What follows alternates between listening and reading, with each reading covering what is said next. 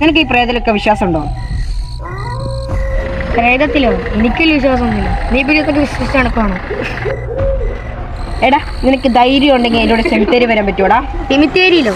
ഇപ്പോ എന്നാ വാ, നമുക്ക് പോയി നോക്കാം.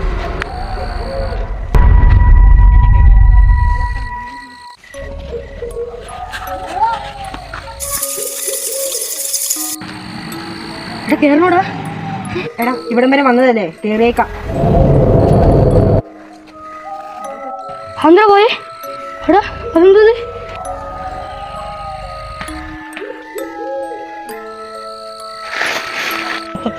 ആര്യോ?